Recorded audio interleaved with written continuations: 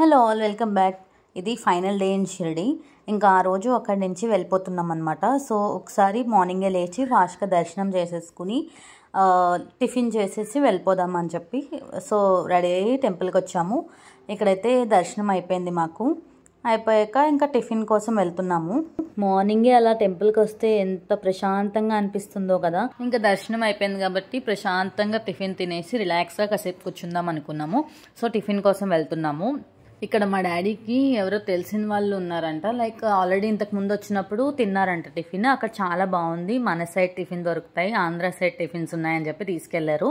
పక్కనే అనుకున్నాము కానీ కొంచెం నడవాలి. కానీ టిఫిన్ అయితే చాలా బాగుంది. మనకి ఆంధ్ర సైడ్ టిఫిన్స్ లానే ఉన్నాయి, టేస్ట్ కూడా బాగుంది. ఇంకా టిఫిన్ తినేసి రూమ్కి వెళ్ళిపోయాము.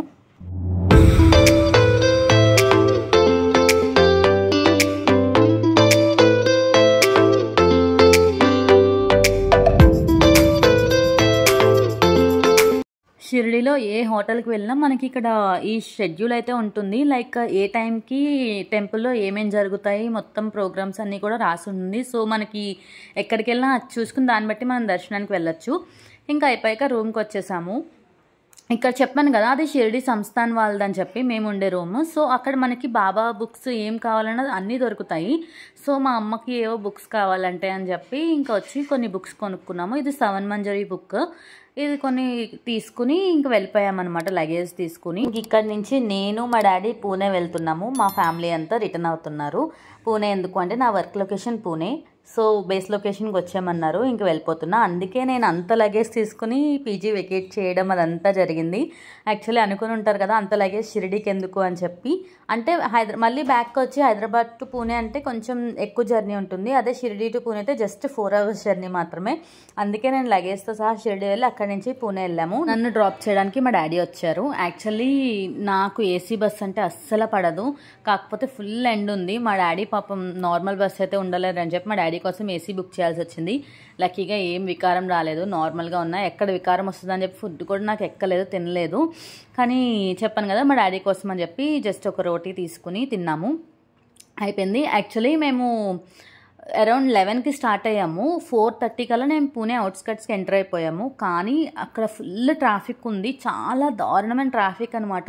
4:30కి మేము పూణే ఎంటర్ అయితే నేను దిగేటప్పటికి 6:30 అయ్యింది. చాలా ఇంకా ఏడుపు వచ్చింది నాకు అయితే. బస్సులో కూర్చోవడానికి కూడా చాలా చిరాకు వచ్చింది.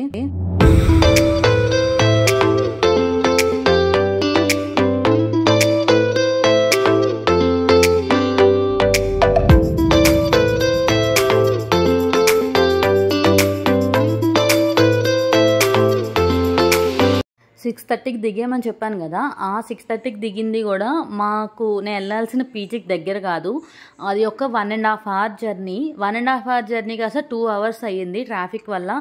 అమ్మో, అదైతే హారబుల్ జర్నీ అసలు. ఫైనల్లీ దిగాము. నాకైతే ఒక రకమైన ఫీలింగ్, అందుకే నా ఫేస్ కూడా అంత డల్గా ఉంది. లైక్ అంత జర్నీ చేసినందుకు లోపల వికారం స్టార్ట్ అయింది, ఫస్ట్ పాయింట్. సెకండ్ పాయింట్ ఏంటంటే మా డాడీ ఇప్పుడు నన్ను వదిలేసి రిటర్న్ అయిపోతారు. సో అది ఒక బెంగ. అండ్ నెక్స్ట్, ఇంతకుముందు హైదరాబాద్లో ఉండేటప్పుడు ఎట్లా అంటే నాకు బాధ అనిపించిన, బెంగగా అనిపించిన నేను వెళ్ళిపోయేదాన్ని మా ఇంటికి. 1 night జర్నీయే కదా, సో అలా వెళ్ళిపోయేదాన్ని. ఒకవేళ టికెట్స్ బుక్ అవ్వకపోతే మా అక్క వాళ్ళు హైదరాబాద్లోనే ఉంటారు, సో వీళ్ళింటికైనా వచ్చేదాన్ని. ఇప్పుడు పూణే అంటే అసలు మనకి ఫస్ట్ ఆఫ్ ఆల్ భాష రాదు, ఆ హిందీ నాకు అసలు రాదు. అర్థమవుతుంది కానీ నేను మాట్లాడలేను. అండ్ నెక్స్ట్ ఇంటికి వెళ్ళాలంటే 1 day జర్నీ కంప్లీట్గా. అండ్ అమ్మో, అదంతా గుర్తొచ్చి బెంగగా, బాధగా, మిక్స్డ్ ఎమోషన్స్ అనమాట. నాకు ఏం మాట్లాడాలో కూడా తెలియలేదు. ఇంకా పూణే అని కనిపించినప్పటి నుంచి ఇంక ఏడుస్తూనే ఉన్నా అలా, కానీ కంట్రోల్ చేసుకుంటూ ఉన్నా. ఇంకా రూమ్కి వెళ్ళేటప్పటికి ఏమైందంటే ఆ పీజీ ఎన్విరాన్మెంట్ అదంతా చూసి, ఫస్ట్ అక్కడ ఎవరు తెలిసిన వాళ్ళు లేరు నాకు. సో అదంతా చూసి ఇంకా స్టార్ట్ అయిపోయింది, ఏడ్చేసాను. మా డాడీ నన్ను చూసి ఆయన ఏడవడం స్టార్ట్ చేశారు. అలా కంట్రోల్ చేసుకున్నా. మా డాడీ ఏంటంటే నెక్స్ట్ డే మార్నింగ్ రిటర్న్ అయిపోయారు. ఇంకా నాకైతే ఫుల్ బాధగా, బెంగగా అనిపించింది. అందుకే నేను ఏం రికార్డ్ చేయలేదు. యాక్చువల్లీ నేను పీజీ అంతా అండ్ రూమ్ అదంతా కూడా చూపిద్దాం అనుకున్నా, కానీ నేను మర్చిపోయాను. ఇంకా ఫోనే తీయలేదు, ఇంకా ఏడుస్తూ ఉన్నా మా డాడీని పట్టుకొని. మొత్తానికి నా పూణే జర్నీ అయితే ఇలా అయ్యింది.